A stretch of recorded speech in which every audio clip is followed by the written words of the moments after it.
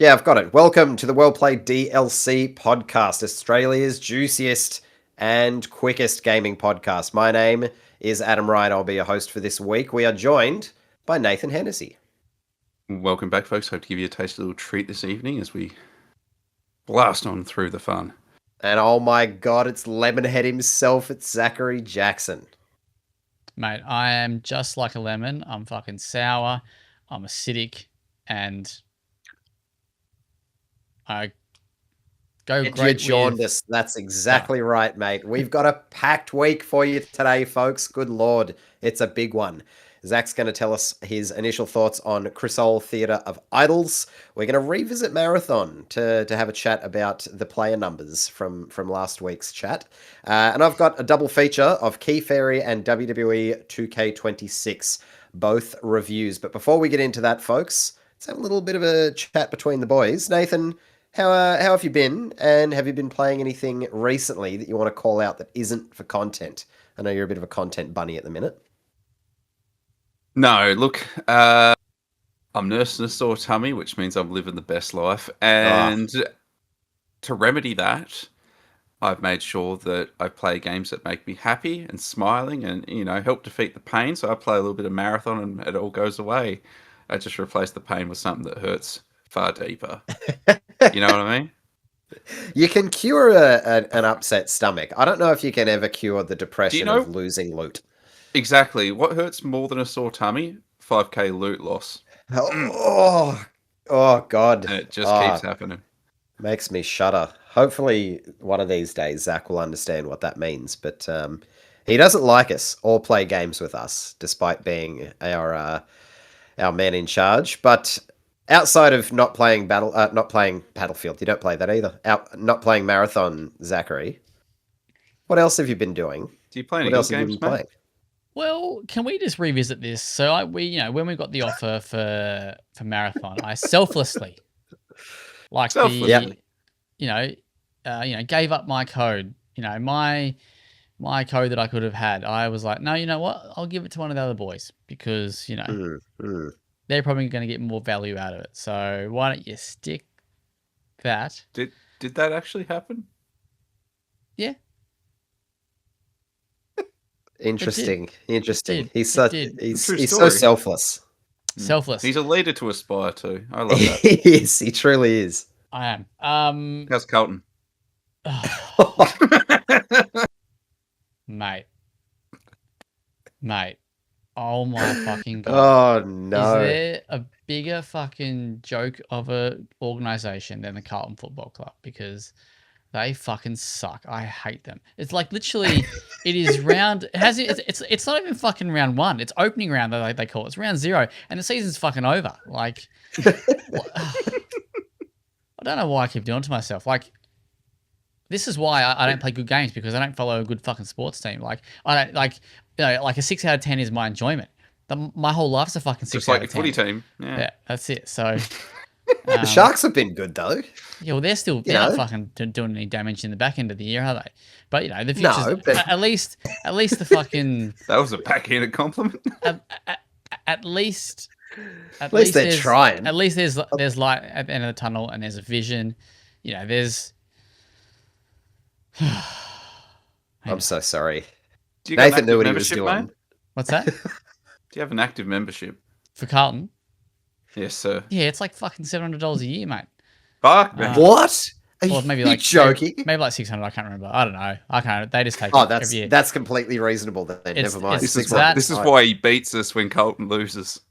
Jesus Christ, the bruises justified all of a sudden. I've got both the AFL and the AFLW membership. Actually, my mate who worked in the membership department at Carlton, he basically fucking scammed me into getting one. The little cheeky dog. Anyway, no, I haven't been playing anything. Oh, thank God! I forgot what my question was because we were on a Carlton rant. We had that. Yeah, that was really good. Well, you thanks, you asked. Jesus, I won't wax lyrical about my sporting team of choice being shit because mine is shit, but I don't want to complain about it. I've started Requiem. I gave up on my chase to get a physical edition, a physical version rather, because apparently they don't fucking exist. Like every retailer is like, "Oh, you could pre-order one." I'm like, no, I want the game that came out a week ago. Cunt. Oh shit. But I did end up caving. I got it digitally. The game is fucking gorgeous. Oh my god, that RE engine is pumping. That opening scene where you're like walking down the street in what I assume is New York. Holy shit. Oh It's the my Midwest, days. isn't it? Yeah, it's Oh, Midwest. really? In New The York. Midwest, brother. It's a So they're not- vaguely It's Is okay because remember, it's a Japanese depiction of America. It doesn't make sense. Just Are you Leon looks like or New are York to you me. Grace? Grace. Actually, it doesn't matter because it's the same. does fucking yeah, city. but that opening bit with Grace, it's in first person. You have like the little bodegas that are there. There's trash you piled could up on the forgive- street. It looks like New York to me, brother. That like it very doesn't. It much. doesn't make sense that it's the Midwest, bro. It's so fine. Yeah. But yeah, God, the game is stunningly beautiful. But once it gets going, I'm a big fan of the switching back and forth between kind of the first person horror and third person fucking spin kicks and suplexes. It does it way more frequently than I was expecting, at least in the beginning. But I think that works well to kind of get you introduced to everything that the game's got to offer. I think we've only played about 2 hours of it so far, but I'm enjoying it. Good time. Probably a question for our reviewer, Zach. Did you happen to play any of Leon's game in first person? I know it recommends third. Nah, cool. No, I Just did. I curious. checked out Grace in Grace is first third. third person, but it was nah. Great. I understand what you. I remember last week when we were discussing it for the review. I can't remember if it was you or Ralph, but said when you switch to third person, Yeah, she's she's doing like- a lot of movement for. Yeah. You can hear it. So like I paid attention to it because I'm only playing in first person for her because I think it makes sense. But if you listen, the audio is like step, step, step, step, step, step, step, step, step when you're barely moving. It's hilarious. That's funny. We've all seen American Psycho here, right? Yes. Yes, absolutely. You know the scene where he's on the bed, fucking the shit out of whoever, and he's Looking just in the mirror. and he's ripping it. You know, absolutely. That's how I feel when I play in third person with Leon. Right? That's why I. Who's who in that scenario, mate? That's why I don't go first person. You know what I mean? Like I want to see the action. You know. Jesus. But I think 2 hours in, Good you're content. probably at the point where you're. No, I'm not going to say anything. Oh God. Good call. Yeah, I'm excited to play more. I'm very, very keen. But yeah, Grace's. I'm glad that I picked up a gun earlier than I expected because I started seeing zombies just fucking everywhere, and I was like, if it's gonna be 90% just me, like stealthing about, I don't love that. But at least They I've have got done something. that in the DLCs. Yeah, exactly. So that's why I was like, hopefully it's not that. But no, she can fight back. And I mean, she's a fucking FBI agent, right? She knows how to use a gun. It's not like she's allergic to them, but she is very scared. I also ran into one of the ladies that scream. Fucking, I hate them. Well, my days. we actually didn't talk about this, and I didn't write about this in my review because I kind of forgot, and also I got wafted on way too much, and I was like, well, I don't really know where to go put it, and I just can't be fucked putting it back in. Sure. But we probably should have talked about it last week. But what they've done with the zombies is that some of the zombies actually remember like if you read some of the notes and shit, it might be in there. I can't remember if it's actually in like a cutscene or whatnot, but it basically says that the zombies, or some of them, remember like who they were, and then so then you get this singing one, which is it's pretty fucking cool. Have you shot? I'm going to assume you have, because I'd be surprised if you hadn't done after 2 hours. But you've shot the Requiem gun, right? Oh yeah. Did Absolutely. it nearly fucking blow the DualShock out of your hand? DualSense, sorry. I love using that for every single reason. So like audibly, it's amazing. The kick that it gives you to the actual controller, amazing. And the fact that you can line up like 3 or 4 zombies down a hallway and blow the shit out of all of them, that is a satisfying weapon. Holy smokes. One last question and then we can move on. Actually, two questions. One's a very easy one. Nathan, you haven't played it, right? No, okay. No, just to start. The Grace, right? Grace is dividing a few people. I really quite liked her voice acting. But I can totally see why people would think that she's maybe a bit fucking annoying with her stumbling and Sure. and that. Where do you sit on that was the appeal so far? Yeah, I think Key and I are on opposite sides of the coin for this because I think she's finding her a bit insufferable with the whole "Can I help you, boss?" Like that. I think it's laid on maybe a little bit thick. I think she's fine. Like I think the voice work is really good, and she sells her fear really well. Once you're actually like in the throngs of it, the beginning was a little bit hammy for my personal taste because she's a fucking FBI agent. You don't get there accidentally, right?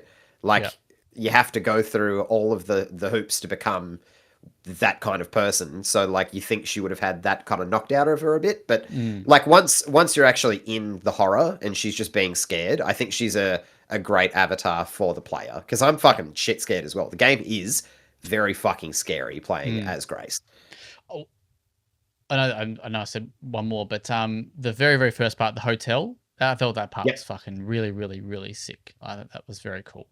Yeah, agreed. I think the atmosphere, the lighting and stuff in some of those scenes is really, really cool. Nathan, have you played that bit? Yeah. Yeah. Thoughts? The audio is fucking unreal, man. Except for the saving. I took as much time as possible in that opening hour for two reasons. One, I want to admire the detail. Two, I was hunting for every little like nook and cranny just for items and shit like that because I find that, or at least the start of Village and 7, the first couple of areas were still kind of, if you looked, rich with ammos and pickups and stuff. There's nothing. It's a very pretty, very atmospheric set dressing, and that's still cool. But probably don't spend as much time there as I did.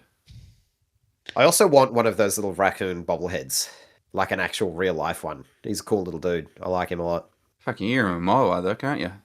Yeah, I don't want to sleep ever again. I just want him sitting in a far off room so it'll just keep Key awake all night. Anyway, we've talked plenty about Requiem. We've got lots to talk about. A very short amount of time to get through it, so let's get cracking. I might kick things off with everyone's favorite topic, which is wrestling. I know that Zach has a very passing interest in, I don't know, wrestling in 1993. He's currently firing up his list of obscure retired wrestlers. He's like, how good's the Blue Meanie? Yeah, he fucking he loves to throw that shit out. Let me have a think, and I'll see if I can get you one. I'll come back to you at the end, and you have to give me an obscure wrestler. That'll be. It's like it's like 2000's film of the week, but 2000's wrestler of the week. yeah, there you go. Exactly. Oh my Lord. All right. So the last, I don't know, week and a bit, I've been playing 2K26. This is the iterative sequel. They pumping them out every year. It's the visual concepts kind of simulation-based wrestling game, right? I've talked about these for the last 4 or 5 years now, and they've progressively been getting back on the horse since 2K20, which was a complete fucking dumpster fire that was put out with piss. Real bad, real stinky, awful. They built a really strong foundation when they came back from that, and they've been building on it since to become the best wrestling game that we've had since like the SmackDown versus Raw games. Both from a mechanical sense and from a content sense as well. You've got the universe mode where you can it's like your sandbox, you can book everything. There's My GM, which you actually run the show. You're the booker, and you gain points by putting good matches together and good feuds and all of that jazz. My Rise, which is kind of a campy story mode. Showcase, which is a career retrospective of a particular wrestler. You play through historical matches. And there's My Faction, which is like the card-based Ultimate Team bullshit, which I don't really get into. And then last year, they introduced The Island, which is like this online story-based kind of sandboxy thing that also wanted to steal your money. That's where I want to quickly kick off with this. It's not the same island as Marvel's Mayhem, or whatever that thing was called. What's that island thing you had on that game that wasn't there a retreat that you could send all your Marvel characters to? Remember that game you didn't like? The Marvel Tactics or something? That was Nathan's review. Yeah. Yeah. Hang on. I can't for the life of me remember what it's called. Are we talking about Midnight Sun? Midnight Suns. That's the one. How did we get to Midnight Suns? Well, because wasn't there like an island you go to and you... Anyway, carry on. Oh yeah, you could chill at the mansion and date all the X-Men and That's shit. Yeah, right. yeah, you Yeah. could have spa days with them. Is that what Jesus you're Sorry, talking when about? I Christ. You hear could also the do that in island, the it Playboy the just Mansion game. It's essentially the same thing here. So you go Yeah, cool. to an island, you hang out, you do a bunch of wrestling. There's weird little stories that pop up. Last year it was all based around Roman Reigns and the island of relevancy. This year there's 3 different factions. You can join one of them, and they've all got like a story that you play through. Campy bullshit. It's very weird, but it's wrestling, right? So it kind of fits. The island from last year is where I started to kind of clue in as to what was going on with the series. So for the last 3 or 4 years, we've been building back trust with the player base, right? We haven't been pushing any monetization bullshit because it's just gaining that trust back from the audience. Last year was where I saw the red flag of, oh fuck, the game's gotten too good, where now that 2K is going to push all of their bullshit in like they do with NBA. So there's NBA Street, there's all of like I can't remember what the Ultimate Team equivalent is in that game, but it's like you build out your team that you're only going to use for a year, you take that to the online modes, you waste all your money. Last year, I saw that creeping in. This year is fully taking the piss. So to start off on we'll get the negatives out of the way. There is a ringside pass, which is essentially a battle pass. So previously, how DLC has worked is you pay for your DLC, you get 6 or 7 wrestlers. When they come out, you get them, you can play as them. You've already paid for them, they're yours. Zachary, as he takes a sip of water, this guy is one of those wrestlers that you can get on the DLC. Is that Christopher Nowinski? You're never going to see Chris Nowinski in a WWE game again. Thank you for jumping in, though. So Yeah, instead, nice. this year, you pay for your season pass, which is like $30-$40, and then you get the privilege of working through Battle Pass style, like 60 different unlocks by getting XP for playing matches that very, very, very, very slowly unlock for you. So I played through 20 odd matches of the showcase. I played through a bunch of the island, a bunch of my GM, a whole bunch of just random matches, and some of the my faction, like the card based mode. There are 60 tiers. I got through 8 of them in all of my. It's probably been about 20 hours of gameplay so far. Okay. It's nasty. And it just doesn't make sense for the context of a wrestling game that a lot of people play just solo. It's not a competitive thing. I understand that the competitive part is there, but a lot of people just want to, like, it's a toy box, right? You have all of your wrestlers, you shove them together, you book your matches, you book your pay-per-views. You want to just do your own thing, and this is really antithetical to that. Outside of that, your My Faction shit is just as egregious as ever. You open packs to get cards. It's like a pay-to-win kind of system. And the My Faction, the island, the third match that you play is a 2-on-1 handicap, where they're essentially like, fuck, you're probably not going to win this. If only you were stronger. And the way that you get stronger is either you grind it out or you can pay for the privilege. The ringside pass as well, even though you pay for it, it's like $40. Of course, there are tier skips. You can pay, I think it's to complete everything just for one season is like $250 if you didn't want to actually just grind it out. It's complete bullshit. Jeez. It is not good. So yeah, all of the monetization fears that I had from last year are starting to be realized. It's not as bad as it could be. I would assume that it's for next year to get worse. It will. But yeah, that's all of the main negatives out of the way. The showcase mode this year, I also thought was a little bit flat. So you play through CM Punk's career, so his early days in WWE. They do some dream matches because he left in 2014 because he's a fuckwit. So you get to play through some of the what if moments, as well as wrestle some legends that he never got to wrestle, like Eddie Guerrero, right? He didn't get to wrestle him because he died. Unfortunate, he didn't get the chance. It's largely fine. I still have gripes. They have like timed objectives that gate unlocks. They're shit. I'd like them to die in a fire. I think they're awful. The way the game works, if you throw a finisher at someone and they reverse it, that reversal can take like 30 seconds. If it's a minute objective to do it, you just run out of time. You need to completely start the match all over again. And if that objective comes up really late in the match, that's like 20, 25 minutes that you've just completely fucking wasted. Overall, I think the showcase mode needs to change. I think the formula is getting a little bit long in the tooth. The career retrospective is cool. Getting to hear from the wrestler as you're playing through their matches, it is interesting in a snapshot. Whether you're a diehard CM Punk fan or you're kind of new to him and you're kind of learning about it through this mode, it is cool. It's kind of lacking the sauce that it had in the first couple iterations. So, it could do with a bit of a shake-up. The gameplay itself is great. Like it's continued to be fantastic. The collision detection's a lot better, so you're not kind of zipping around the place when you're hitting moves. If you throw someone into steel like stairs, they'll crumple like they would in real life. That's great. They've introduced thumbtacks, which is actually a pretty fun little new mechanic. And just in general, things are a little bit tighter and less kind of buggy and glitchy. I know that's kind of like part of the appeal of the 2K games, but it does look a lot more true to life than it has in the past. That's kind of the long and short of it. There are new match types. The Inferno match is fun. The I Quit match is a little bit deeper than just a submission match of what I thought it was going to be. Dumpster match is just like Casket or Ambulance, and the 3 Stages of Hell are just 3 matches stitched together.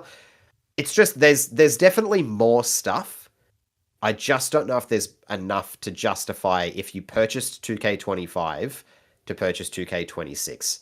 Like the island is fine. All of the little tweaks here and there are really good. If I didn't get a code for this, I just don't think I would have spent the $110, $120 on it. I think I would have been fine just sticking with 2K25. And the monetization thing is truly, truly a bit of a scumbag approach. Hello, Zachary. Would you have paid the money if you could play as Hardcore Holly?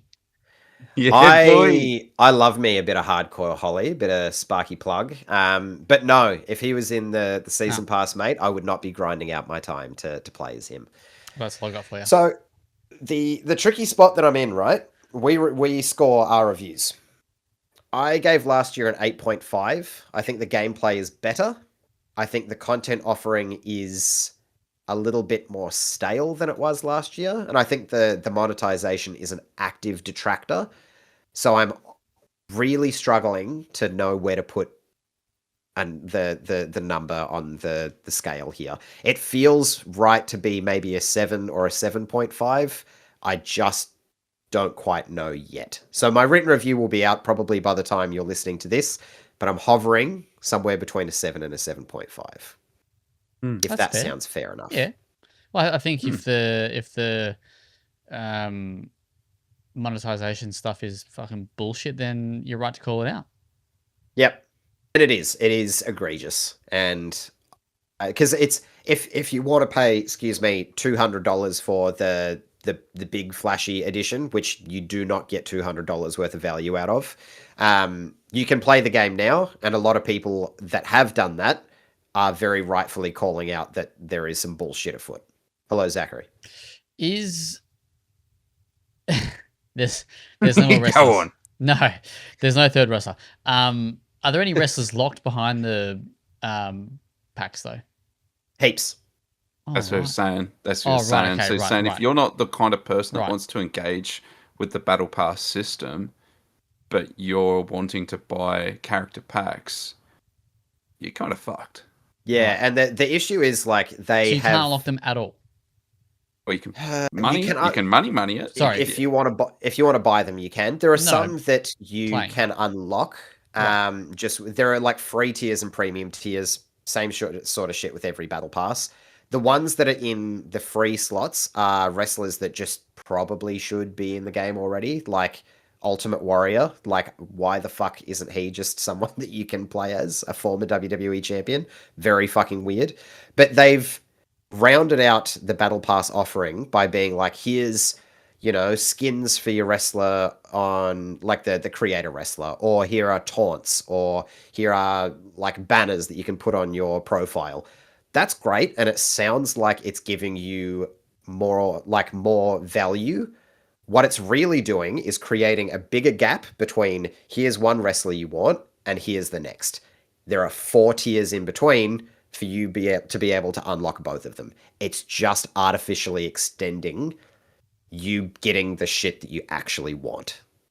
And I'm not about it. Battle passes in general, whatever. I don't hate them actively, but not in a sports simulation game like this. It feels gross.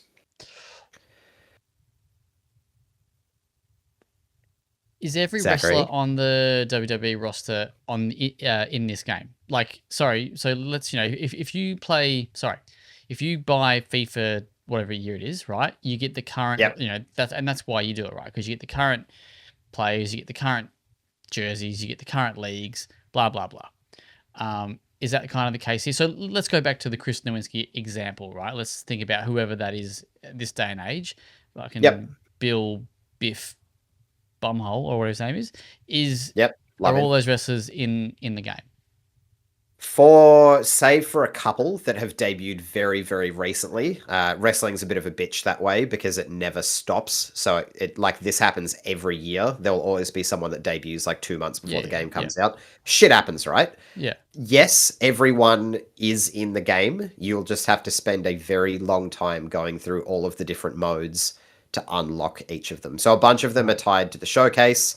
Some are tied to the campaign. You just have to, they're dotted around everywhere. And then the ones that aren't tied to a mode will be in the battle pass. Okay. So yeah, I've got a lot of thoughts on it. Not all of them are positive, it's a real bummer because every year up until now because I've been reviewing these for like 4 or 5 years, like I said, each one I've come in and been like, holy shit, they've added a whole bunch of cool new stuff, or they've overhauled this system. This year just feels flat to me, which, yeah, I don't know. It's a bummer. But anyway, I've talked a lot of wrestling. No Chris Nowinski. I'm terribly sorry about that, Zachary. I hope to make it up to you by intently listening to your first impressions of a game that you've been playing, which is Crisol Theatre of Idols. Can you give us your brief, because I'm sure you haven't played heaps of it to maybe give us a full review, but what are your first impressions? That good, eh? So, jeez. I've played 2 hours, 2.5 hours, maybe 3. Yep. Probably about 2 to 3. This is a safe 6. This is a solid 6. A solid 6 at the moment, right? This is a really, really cool world. A really cool, it's a take on like Hispania, and it's just like a reimagining of Spain, and it's got a really like puppets are kind of chasing after you. So you play as this guy called Gabriel, and he essentially gets revived by the sun god, but then you're trying to fight the sea god. It's all a bit kind of wacky doodle like that, but it's actually like a really cool premise, and the actual environment stuff are really, really well done, and the puppets that you kind of fight are actually kind of terrifying. This borrows heavily from Resident Evil. There's lots of things that this game does that is clearly inspired by Resident Evil. The puzzles, the way that inventory works, you got to get, and Resident Evil is not the only game to use a fucking bolt cutters to unlock a chain, but you know what I'm saying? Like, you got to click on it, go to your inventory. You can't just do it. It's not just push. You go up to it. It's like interact, and it just knows to do it, right? You got to go into the inventory, use the bolt cutters, blah blah blah. This game's hook or its really unique thing is that your gun, your blood is actually, or your health / blood is your ammo. So you kind of got to find that balance between, do you shoot, do you run away? Because every time you want to reload, it consumes your health. And obviously there's going to be upgrades and stuff. I haven't got to any of them yet because I don't have enough of the currency that you need. But yeah, I'm sure there's upgrades and stuff that you can find. Well, there's like a merchant-y type character that you can interact with and upgrade things from. But it's a very linear game, which I quite like. They're probably my preferred choice of games. But it's just a little bit bland in terms of the gameplay, and it feels like a 6. So this is a game from Blumhouse. This is their part of their thing. Developed by Vermilla Studios. It's not like I'm not having a bad time. I'm actually enjoying it, but it's not super fun to play. And to be fair, I will give that a little bit of context. I just come off playing Resident Evil Requiem, right, which I think has some of the best gunplay that I've played in forever.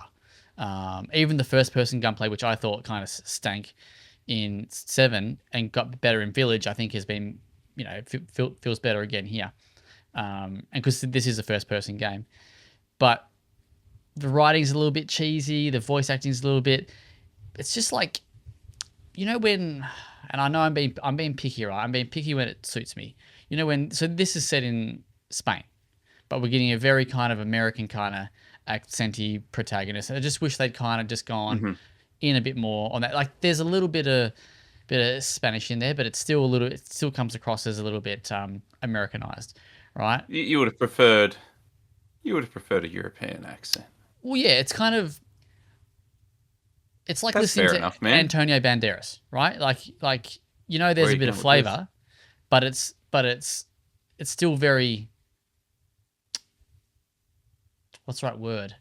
Like he's got some practice in speaking like an American, or like speaking English. You know what I mean? Like he's kind of he does voice acting and stuff, so he's got that style to him. It's not like... Anyway, I'm getting off track. But I mean, there's no shortage of Spanish speakers that could do English voice acting. But no. anyways, anyway, it's okay. It's okay. it's okay. I'm enjoying it, but so at this point in time, I'm about 2.5 hours in, and I'm being stalked at the moment by a really, really big boss. So when I say this game is heavily inspired, there's lots of stuff, and it's got a stalker. The gunplay, it's just because the other thing is that you have a knife, and every time you use it, it dulls it, and to sharpen it, you got to use like a motorbike. You got to spin the wheel on like a motorbike, but you have to find fuel. Like the motorbikes are kind of scattered throughout the place, but you have to find fuel to actually turn on the motorbike. It's just like little shit like that. It's just like, this is not fun. Mm-hmm. Like, you haven't probably got to it in Requiem, right? But you have to sharpen one of your weapons, in that game, and you need to do that, and that's super easy. It's just a building thing, right? You just got to do it. There's no bullshit behind it. Whereas here, it's just like, I'm just like, fuck it. Like I'm not gonna go looking around for fuel. It's also very just yellow. Want to get on with the action. Yeah, like it's also very yellow paint heavy as well, which I don't really mind too much, but it is like very obvious. Like sometimes, like it's too much. It can be too much. It just kind of takes you a little bit out of the world, because it's like the game is pushing you in this path, and it's like, I know I kind of got to go there, right? But I still want to kind of feel I'm getting there naturally, rather than being... And there may be a way to turn it off. Like I haven't actually looked. But yeah, so far it's really, really cool premise. Just a little let down by some average kind of gunplay, I think. Yeah, and there's no, you go. Yeah, you go. I was going to say, is it one of those games where, like you said, that it was off the back of Requiem, maybe isn't the best time to jump into it, because comparison is going to creep in regardless if you try to ignore it or not. Is it one of those games that if you've got nothing else going on, it was on sale and you downloaded it, played it for a weekend, you'd maybe find it more favorable? Maybe. I'm not having a bad time, right? I am enjoying it. And I think the world is really beautiful. I think it's Unreal 5, I think. So it looks great. The soundtrack's really fucking good as well. It's got like a lot of Spanish feel to the soundtrack. It's just, I don't know, this is going to sound like such a very, not petty, but like very particular thing, right? But when you have a first person shooter and you can shoot from the hip, or you can press the L2. When you kind of basically, it moves like from here, shooting from the hip, to like here when you do the trigger. There's no like So aiming down sights. Yeah. It's that's I think that's the part that really kind of, and the shooting just doesn't have a kind of, but I think the whole blood, using the blood as your ammo is actually it's a really cool concept. Like that's really unique. It's a good gimmick. And so far I've found plenty, because the way that basically that it works, right, is that you have this ability to absorb dead animals and humans and stuff in the area to kind of replenish your health, right? So, so you're not kind of, so far I've got, like, I think I've always pretty much had 3 health jabs and I'm always got full health. And I haven't died too many times. Anyway, but yeah, I'm having a decent time. I wonder do you know what it's sitting on Metacritic? I haven't actually checked, so I don't know what it's actually sitting on. I'd probably give it maybe 6.5 at the moment. So I wonder how I land on that comparatively to what because I know that Steam says it's very positive. Now, I am going to give you just the score that's on, like, when I click on Crisol Theatre of Idols. Do you want a specific platform? I'm playing on PS5. PS5. So Okay. let's go with that. I mean, it's a point difference. It is only a point difference. We're at 73. Oh, okay. So I'm thereabouts. But I mean, we've got that thing happening, man, where you got a couple of 9s thrown in there. Yeah. And then you've got a lot of 6s, but you got a couple of 9s, but a lot of 6s. Yeah. Yeah. I feel like I could fuck with this. Like, if it catches me on a good weekend, I feel like I could be about this. I think the style of it probably would do a lot to get me through it, because it is visually, just looking at trailers and whatnot, it is pretty fucking cool. Yeah, like it's a really cool world. I wonder if I'd enjoy watching it more than playing it, though. Potentially, yeah. It does feel like one of those games, and I use this, and I also sometimes don't really understand it sometimes, but you know when they say like a PS3 game, like a PS3 era game, right? It kind of feels maybe like early PS4, like late PS3, early PS4. Yeah. Like first person. I get that shooter kind of thing, but I'll see how we land when I play more of it. So. Hope that we kind of get some more guns and stuff, because I've only got the one gun yet, so I know that you unlock more guns, so I'd be keen to play around with it a bit more. We'll circle back then. I expect you to have it finished for next week's podcast to give us a solid score. Probably unlikely. But... We'll just talk about Requiem again. That was a Zach Jackson guarantee, yeah. We'll be talking about Requiem for the next few months, I imagine.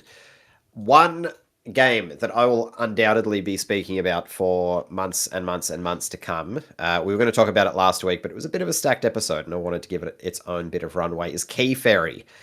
This is the indie game from Owl Machine, the outfit out of Melbourne. So this is an Aussie-made game. I've talked about it before. The elevator pitch is that it's a monochromatic pacifist bullet hell game. And pacifist bullet hell kind of seems like it's kind of pulling in 2 different directions. So essentially you're playing as the titular Key Fairy. You're this tiny little sprite in this very big, oppressive world, because everything kind of wants to kill you out of the gate. But instead of... Hello, Zachary. I just want to make one quick correction. Devs are based in Brisbane, just FYI. Wonderful. Still Australia? Still Australia, but I just... Oh, thank Only just. Whew. Pardon me. Sorry, Brisbane based. I've forgotten where I was now. Yes, so you're playing as the Key Fairy, and essentially there's a corruption that's come over the area that you inhabit, and it's turned all of your former friends or just former pacifist creatures quite hostile, and they'll come at you very, very quickly, very aggressively. Instead of meeting violence with violence, though, what you do is maneuver around them by using an invincible frame dodge and a grapple hook, which is very fairy-based, right? Who hasn't seen a fairy with a grapple hook? And you'll maneuver around them, and you'll swing around them to collect stars that will kind of get jettisoned out of their body once they attack. And if you collect enough of them, it will pacify them, and then you can have a conversation, reconcile, and go on your way. It doesn't sound that engaging when you kind of just lay it all out on the floor, but the movement and kind of dodging mechanics are so slick. whipping yourself around the screen feels so satisfying, and it's really, really precise. So every time you fuck up, it's one of those like, I know what I did wrong, and I know what I can do next time to make sure that doesn't happen again. And that is the kind of loop that very quickly hooks me in, of not the game fucking on you, but it teaching you what you've done wrong so you can learn from it. I think that's fantastic. And the other major draw, obviously, is the game's visuals. It is very, very striking. I remember in my preview, I likened it to, is it Pictocross? Maybe. It's Vib Ribbon, the PS1 game Vib Ribbon. Yes. It's all black and white, and it's all kind of like harshly drawn. It's like, it looks like someone's ideas sketchpad come to life, essentially. It's like doodles that you do when you're in a work meeting, not really listening to your boss. It's all of those put into a black and white world with little hints of color to kind of signify whether an area is full of corruption, which is red, or it's been purified, which is green. They do a lot with just black and white. I can't spoil anything, but holy fucking shit, the last boss of this game is absolutely fucking stunning. Not just from a visual standpoint, they mess with perspective. So this is kind of like a top-down isometric for the most part. It doesn't stay there at the end of the game. They mess with perspective, and they really kind of... Because it's a very basic set of mechanics, right? You swing and you dodge. That's it. They really draw out those mechanics and test your kind of knowledge of, how quickly you can swing across the screen. How far does your dodge go? You need to be really acutely aware of those things within the last boss fight, and it ends up making it incredibly satisfying and very, very challenging. But just from a visual and audio perspective as well, it is stunning. It's my favorite boss fight in maybe the last year plus. Like, it is fantastic. The audio is also great. I remember speaking to the devs at PAX, and they said that the pitch that they gave their sound designer was they want it to sound like a piano being thrown down a set of stairs. They nailed that, but it's all very contextual. So when shit kicks off, it reacts to what you're doing. If you get hit, there's, a whole bunch of piano keys that kind of messily get played together, and there are a bunch of strings that kind of kick in once you pacify the enemies. It's all contextual to the world and to what you're doing. I can't really say enough good things about the game. There are only a very handful of little minor gripes that I have. Because it is black and white, there are some environmental hazards like thorns and spikes that kind of blend into the environment, and it can feel a little bit rough to run into things that you can't really tell are gonna harm you. So I thought that was a little bit rough. And there are some environments where you have to dash through kind of in pitch black darkness to avoid shit that you can't see. Not a big fan of that. And also, it would be great if there was a map. The game only took me about 3 to 4 hours to complete. But I wanted to go back and collect all of these random little trinkets and collectibles, because they open up new dialogue options with some of the characters. Fucked if I can remember where they are. Like, it's not a massive environment. It's one of those games that it's like each zone is just one screen, and you do everything on the screen, you move on. Kind of like an old Zelda game, right? Yeah. I cannot remember where all of these collectibles are, and I would effectively have to retrace all of my steps and start from the beginning to go through and collect them all. Just a map, even if it's like past the final boss, that's when you get the map, just so you can mop everything up, I think would do a great deal for people who want to still exist in the world after they finish the game. So apart from those little gripes, though, I think this is fantastic. Zachary. How long did it take you to finish? As I said, about 3 to 4 hours. No. I wanted you to repeat that, because I'm looking at the Steam page at the moment, and it says you played it for 1.5 hours. So I was like, Steam is incorrect. Did you actually finish it? Trying to knock him out on pod. This is wild that. scenes. No. Wild. No. We all know that the Let's game see your clocks trophies, are always mate. cooked. Mate, it says that I've played 98 hours of Battlefield 6 on my PlayStation. I can tell you right now, not accurate. Not accurate at all. But yeah, I think 3 to 4 hours is pretty bang on. Being that it's a limited, like it's a limited move set, and it doesn't want to throw anything else at you. They've really refined the mechanics that they have, and they didn't. I assume they didn't want to just throw random shit on there for the sense of player progression. So I think that 3 to 4 hour mark is pretty much bang on. I think that kind of takes the movement mechanics as far as they can effectively go, and it gives you the ultimate challenge for that, and then the game ends. And I think that's fine. I gave this a 9. It was very close to being a 9.5, but the little gripes that I did have were immovable. But yeah, I would highly, highly, highly recommend this. I think this is a very special little game. And I want some merch. Like, I want an art print or something that I can put on my wall, because this game is really pretty, and I want something. So, Owl Machine, get on that if you could. Thanks, mate. Cheers. Well, you listed on the Steam page, mate, so maybe you've got some credits in the bank. Oh, didn't know that. How fun. There you go. Neither did I. Look then. Oh, how good. But yes, I'll be playing more of it. It also runs exceptionally well on the Steam Deck, and if you can play it on an OLED, I would very much suggest doing that. Being in black and white, that shit pops very, very nicely. Let me tell you another art style that would pop in OLED, boys. Something that isn't black and white, but very colourful. It would be Marathon. I know that we talked about this last week. I was hoping he would.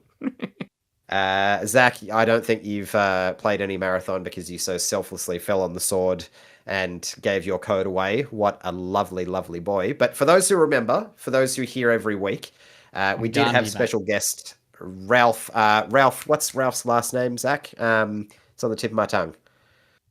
Fuckhead. Panabienko, that's it. Otherwise known as Skill Up. He joined the podcast last week. We had a chat about Marathon, and we all gave our thoughts on what the concurrent player count would peak at on day 1. And he thought we should come back and have a chat about it, which we will. Ralph said 45,000, and I said to him, I asked, now, are we playing Price is Right rules? And I've listened back, and he did say, yes, we have played Price is Right rules. He is, unfortunately, quite under, so Ralph loses. Unfortunate. Zach, you said 210,000, mate. You were pissing up the river. There was no chance of that happening. I was ambitious. Far too high. I just figured that there'd be more than 210,000 gamers in the world wanting to play that game. We're just talking Steam. This is only Steam, which it was very heavily marketed on PlayStation. I'm sure there's plenty of PlayStation players, blah, blah, blah, blah, blah. But Nathan and there has to be a winner. Nathan said 130,000.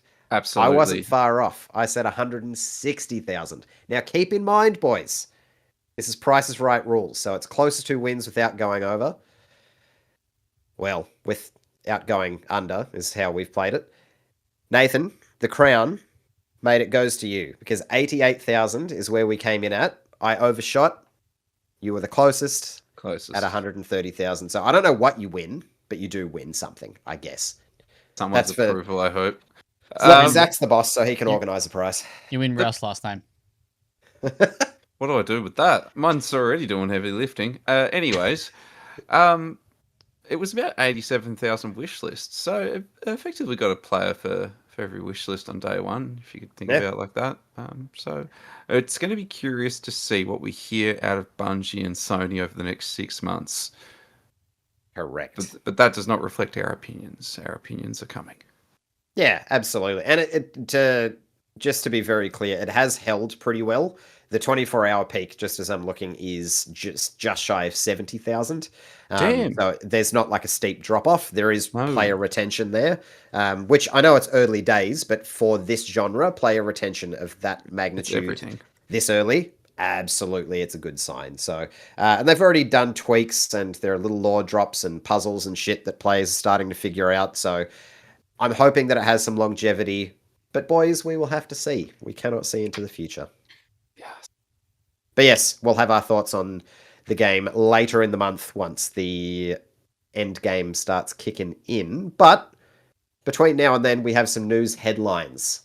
Zachary, since I'm hosting, and you definitely have the doc open in front of you, now that I've given you all this time to do so, because I've drawn out my sentence, Would you care to run through some of the headlines, my friend? I mean, I can. So Highguard is dead. Goodbye. The servers have shut down on March By the 12. time you're listening. So you'll hopefully you had one last rodeo there, and they If pushed you out a had one little at all. final update. I mean, it was mentioned. I can't remember if we talked about this last week, but it was mentioned that Tencent, I think it was, had pulled their funding. Had pulled funding from the studio, but apparently they're all very like they don't want to talk about it. Like, you know, I read some reporting that no one seems to want to actually mention or talk about Tencent's actual involvement in this It's studio.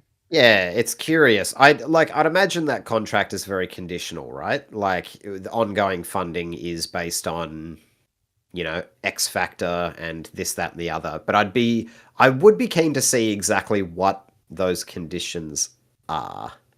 Because like management, management were, before shit completely hit the fan, were very keen on saying like, oh, we don't need a massive player base. We can survive off this, that, and the other. And I understand like that's a C-suite comment of like, don't worry, everything's fine.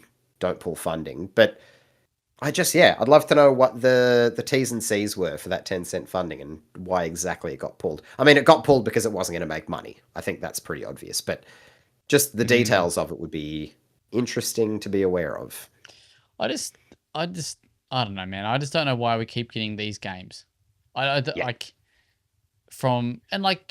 good on them, I guess, for having a crack. Like, but fuck, mate, your game lasted what, 8 weeks? Not even that. 6 weeks. I think the internet being fuckheads about it was like, I understand the game wasn't for me, and I think that's the prevailing thought. The game wasn't for many people. I think only the hardcore sweaties of the world would be really interested in that kind of shooter. But the internet's fascination with just wanting to dogpile on it was disappointing. I mean, we've already talked about it, but I don't think him personally, but I think the Game Awards did that game no favors. Oh, absolutely. Yeah, 100%. Yeah. But it got turned into a meme, like, oh, it's Concord 2, and then the internet was just away to the fucking races with it. And it's just, I don't know, it's kind of gross. Just a very, very poor decision by that organizer. By Jeff? Well, yeah, by that event. To have that as and I think just to fucking go on about it as much as he did about how, I don't know, it just was like, just oh, yeah, I'll take your apologies in a couple of days, thanks. And yeah. Just setting up for it. Just like I think if you'd had this game halfway through, been like kind of like a midway point announcement, hey, this is a new shooter from Respawn or for some Respawn devs, like, you know, it's free, it's coming soon, cool. I think people don't care as much. You know, maybe it doesn't survive, maybe it does. But I think the way that it was doomed from that. I think as soon as that part, you know, but anyway, I mean, it's sad but why are people still making these games when the evidence is very strong that unless you've got a really big backer, and I get that they did. I mean, you can have a fucking, to kind of tie into the next news piece, you can have fucking a super successful game and still have layoffs, right? So, you know, even when you got probably, like, you know, it says here, so EA's actually laid off staff from Battlefield Studios even after they dominated critically and commercially with Battlefield 6, right? It broke franchise records. Adam gave it a 9. 9, correct. 9. And yeah, just all parts of that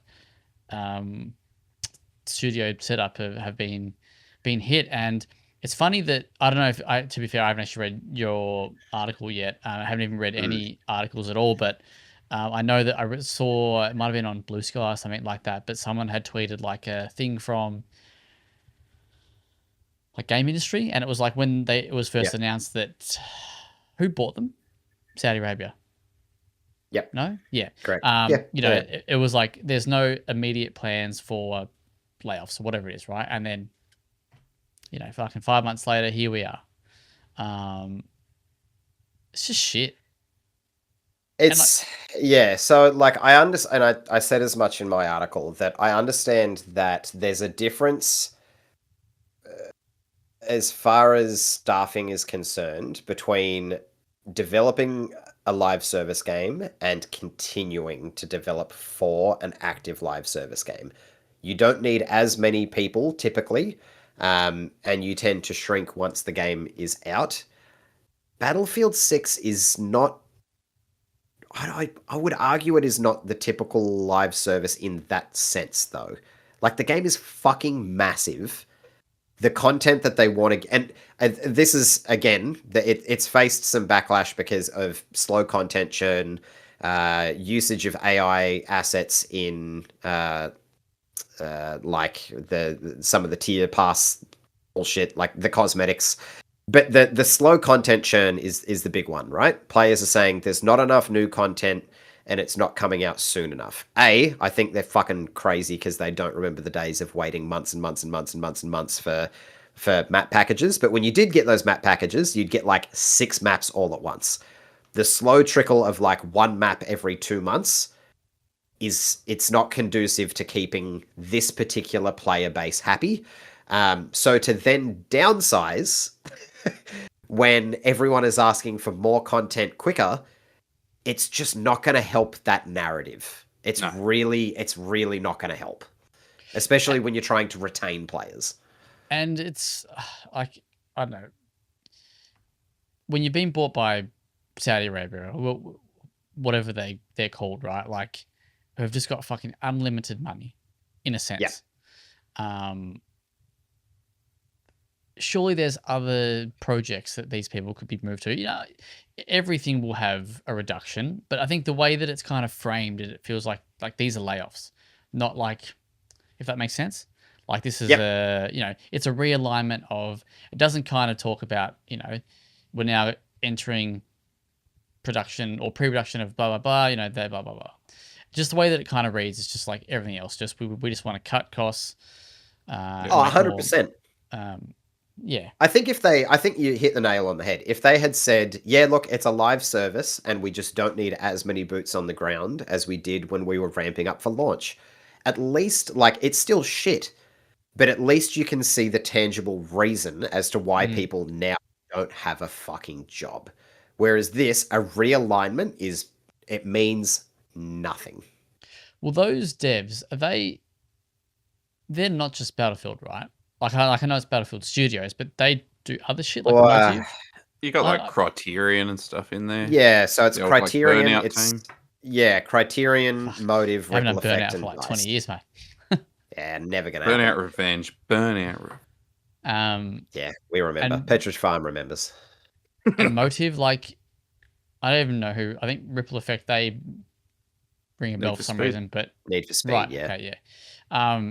So what's happening? Like they've got to be working on some other shit. Surely they can't just be fucking Battlefield and FIFA. Well, you would think EA if they don't have enough work for them to do on Battlefield, you may as well be doing something else. Like you said, you've got the fucking Saudi checkbook to work off. So yeah, I don't know. It's disappointing top to bottom. It's shit news. But then on the other side of it, to kind of get all sooty and fucking, you know, top of the tower here.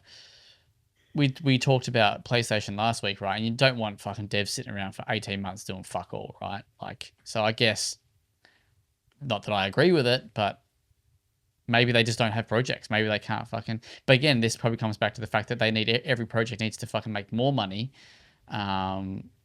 Otherwise, what's the point doing? You know, if it's not going to make $1 billion, why are we even making a new Need for Speed? Infinite growth, mate. That's what everyone's chasing. That's it. I haven't grown since fucking year 12, mate. Like, you know. I hope that you would go there, and I'm glad you did. Too good. Too good. It's probably even before that. Anyway. It's a terrific way to top the news off. All right. Truly. Any other random news tidbits that you've got hiding away that you didn't put in the doc, mate? Well, a couple little things, because one, we didn't actually cover it, and we were meant to. But this is actually, you'll like this one. Mixtape got a release date. Yes. I can't remember in the strangest place, but it's May. It was like the Nintendo something. Yep. Yep, it was in the Nintendo Indie part. No, the partner showcase, which just okay. Such an odd. May 7th though, so it Okay, is yeah. actually coming very soon. The game looks just so good. It looks Yeah. so If it's fucking good. May 7th, does that mean it's May 8th for Australia?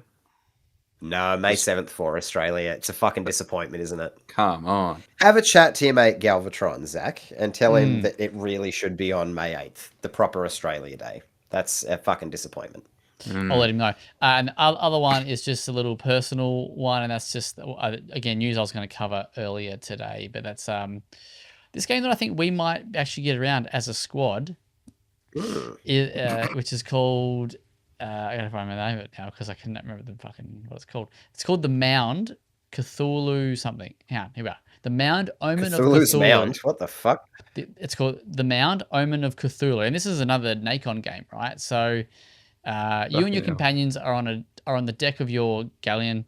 El Capitan has given you a contract to fulfill. Gather as much wealth as possible, find a missing person, locate an ancient fort, and if possible, return safe and sound from this perilous expedition. As soon as you set foot on the shore, at the edge of the jungle, a vague sense of dread takes hold. In this jungle, treasures and mysteries await you, but so do unspeakable entities to make you regret ever setting foot in their territory.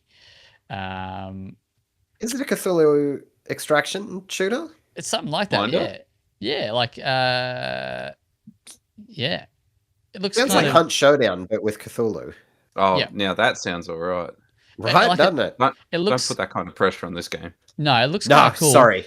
But also looks like we could be 8 and 5s, mate. You know what I'm saying? Like we could be. I French will say, fries. Cthulhu's Mound sounds like something I'd find on Jordan's Steam page. Like, I'd be looking through his achievement and I'd be like, the fuck is Cthulhu's Mound?